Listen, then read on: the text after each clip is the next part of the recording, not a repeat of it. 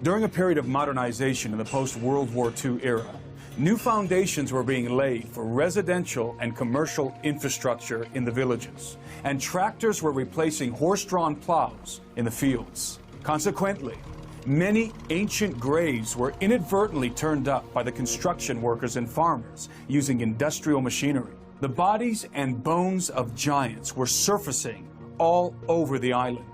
Rumors of giant skeletons and mummies were spreading throughout the villages.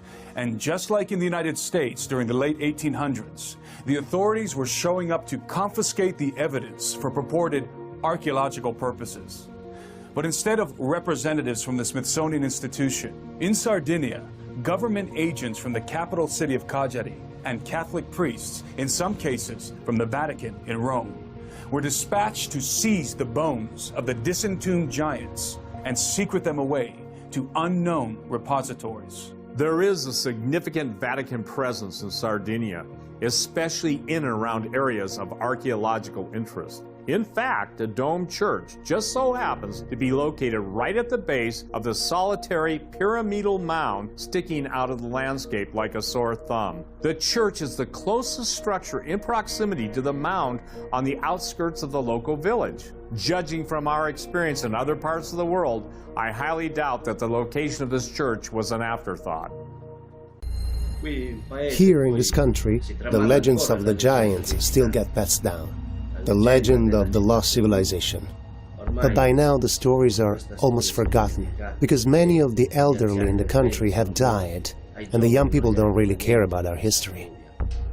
So, many of the old people that knew about the giants are dead. Only a few remember the stories, like my mother and Uncle Alfredo. My name is Alfredo Garau. I am 76 years old. I live here in Pauli Arbarei. I was 17 or 18 years old when I started driving tractors. And while plowing in the fields, we would turn up these bones, me and my older brother. And we would say, "Why are these bones so large? They are not from cows or oxen." And so we would look at them and wonder, who could these bones belong to? We knew they were human. They looked like the bones of men. And so we didn't have the foresight to take any of them home with us. We would just leave them lying there, and there were many. I even found an ancient coin among them, but I don't have it anymore. They took it away from me. Also, I have seen a place in the countryside where someone built a fence for sheep. And there were piles and piles of bones gathered there. You know how they tie bundles of wheat? They put them in piles like that. There were a lot of them. A lot. My name is Filomena Cadau. I was born in Pauli Arbarei on the 28th of October, 1939. We used to ask my father questions when we were plowing the soil because we would find pieces of femurs or teeth as big as a finger. So we would ask, what are these? Do they belong to animals? And he would say, no, those were big men that used to live in the past. My father used to always say that. The countryside of Pauli Arbarei was full of these skeletons. In Coquiacas, there was a tomb that was 11.5 feet long. We measured it several times with Luigi, and there was a skeleton inside of it. We measured the tibia and the femur of the skeleton. It was 5.5 feet long, and that one was documented. As I would walk behind the plow, every once in a while, some pieces of bones would pop up. We were very close to the nuraghe of Senesi. There were many tombs there, and they were arranged in a circle. and they were enormously long. And my father would always explain to me that some time ago, this land was inhabited by the giants. When I showed my grandfather the mummy, he told me the whole story about them, how they built the nuraghi, how they built the tombs, the sculptures, everything. Because he inherited the stories from his ancestors. This great civilization was, let's say, was pervasive all over the earth, because we find the same things with the Sumerians, the Egyptians, the Greeks, the Mayan civilization, the Inca, the Aztec. In all of the civilizations of the world, there are strong links with the civilization of the giants of Sardinia, because they dominated the entire world. And all of the megaliths in China, in Japan, in Asia, all over the earth, it all comes from the same civilization. Ultimately, this civilization, having rebelled against God, who created everything, was punished and destroyed. The official story does not tell the truth. But if anyone wants to dig, they can still unearth this history inside the nuraghi, the pyramids and the temples. The seeds to replant this great civilization are still there. Some of these individuals cited a particular excavation conducted in the early 80s beneath the small church of Santa Anastasia in the village of Sardara. One of the men involved in the excavation during its latter years agreed to a brief rendezvous in the streets of Sardara.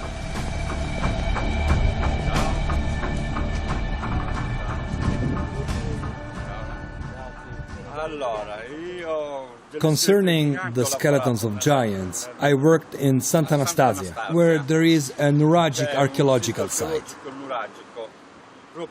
I personally excavated 2 skeletons that were more than 10 feet tall. We placed them in the churchyard and left them there, because they had to be inspected by the authorities from Cagliari, by Dr. Ugas and other people.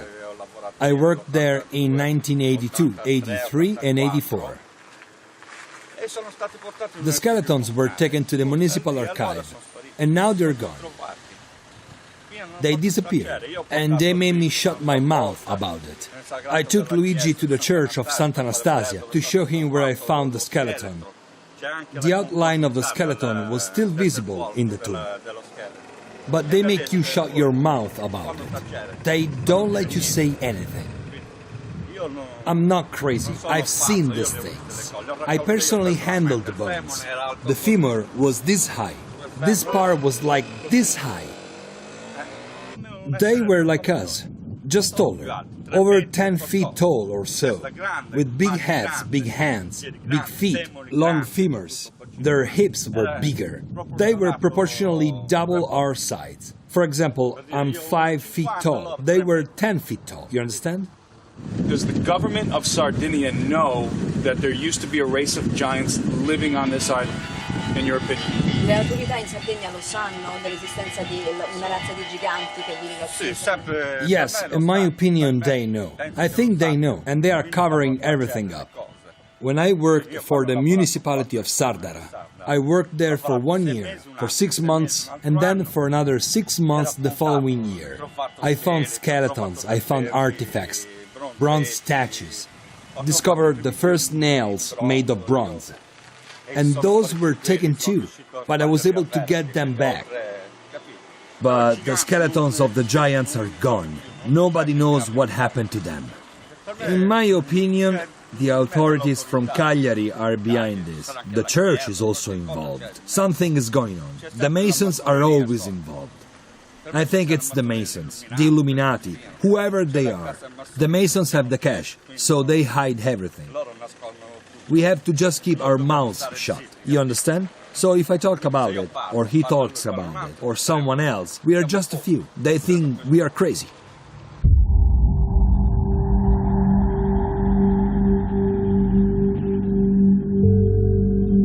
My name is Giuseppe Pulici.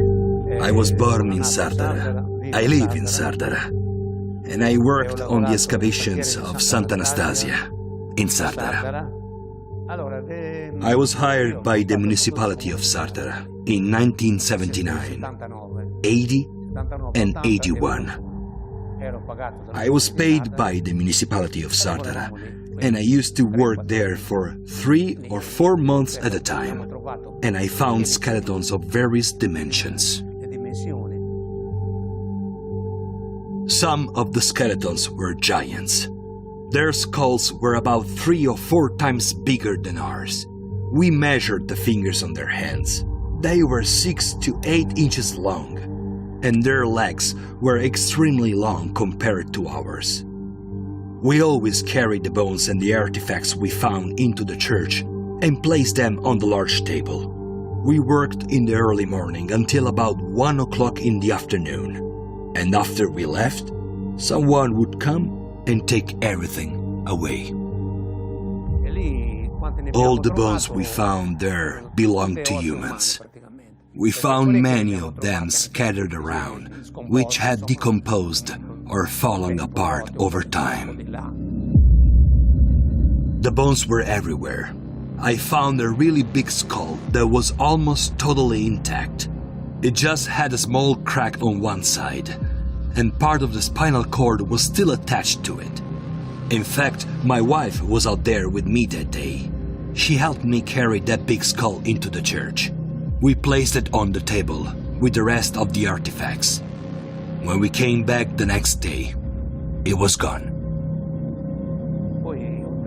Besides all of this, I also found some lens tips, some earrings, some pearls, some bronze statues, some bars made of bronze, earrings, and many other things. There were also huge plates and cups similar to what we use for coffee, for example. But they were enormous. They were not like the cups we use today. I mean, they were cups, but they were enormous. On one occasion, we opened a chamber buried in the nuraghe and discovered the skeleton of a giant that was seated at the table with an enormous plate in front of him. There were even some oyster, mussel, and clam shells that he had been eating still left on the plate. We carried the skeleton out of the nuraghe and placed it on the table in the church. And like usual, someone came during the night and took it away. We were finding so many bones and artifacts in that nuraghe that we were running out of space in the church. I went to the mayor to ask him if we could find another place somewhere else to put all the stuff we were finding there. He told me to mind my own effing business because it was not my problem. Excuse my French, but that's what he said to me. I'm Agos Vittorio, born on the 8th of January 1924. I live in Dolianova. Have you ever seen any giants? I've seen a dead one. Where? He was buried in the ground. As we were digging, we found the body of a dead person. And it was very long, incredibly long. It was as long as from where I'm sitting to the TV over there. It was incredibly big. Was it really so big? For sure, it was huge. I said to my friend, let's see if it's a woman because it might have rings or jewels. Did he have any rings or jewels then? No, nothing at all. But I know that in the past, when I was a boy, some of my employers found golden earrings near the place where I found the skeleton. In that area. In the same area? In the same area. That area, it's called Santa Lucia, near Serdiana. The bones were everywhere. I think there are more still buried out there.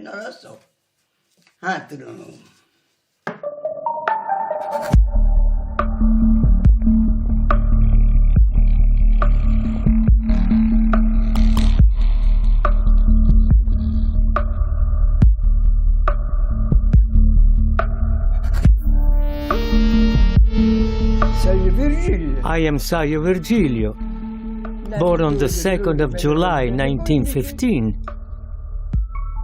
I'm still alive, with 100 years on my shoulders. When I was a young man, I worked labor jobs for money. One day, while digging the foundations for a house with my colleague, we found some Roman coins dedicated to Emperor Pius. When we dug deeper, we unearthed a sarcophagus with a large stone lid. The lid was very heavy and difficult to remove, but eventually we managed to lift it off with our picks. When we opened the sarcophagus, we were shocked to find the corpse of a giant.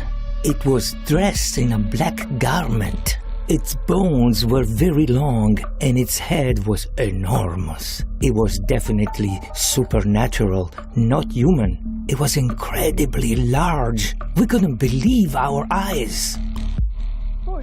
I told my other colleagues about it and they started saying, Uncle Virgilio dug up a corpse. He dug up a giant corpse. They went to tell the priest about it, and the priest came quickly. When he arrived, I was examining the Roman coins with the inscription of Marcus Pius, and the priest said, I'll take those. Give them to me. I have to take those coins to the regional council in Cagliari. So we asked the priest, what are we supposed to do with the skeleton? And he said, break it into pieces and bury it under the foundation of the house. And that's what we did. We buried it under the foundation. We also found some giants buried near the Albaggiara Nuraghe. We were working for Natale Puscedo in his vineyards near the Nuraghe. There were several other workers with me. We were using plows and spades because we didn't have tractors in those days. The bones of giants were everywhere in that field. We found more than 20 skeletons of giants buried one on top of the other in cross configurations. So then, all of a sudden, the owner of the vineyard comes and tells us, guys, we have to stop digging because the government is intervening. Well, I needed the money more than my colleagues, so I continued to work after they left. When the owner returned, he said, "What are you still doing here?" I said, "Well, I need to work, you know." He said, no, stop. I'll pay you for an extra day, but you have to leave because people from the government are coming. The government inspectors arrived while we were still there. They took pictures of the giant skeletons and examined the entire place, even the walls of the nuraghe. They sealed up a passageway inside of the nuraghe. I don't know where it led, but they sealed it up, and they took away the bones of the giants.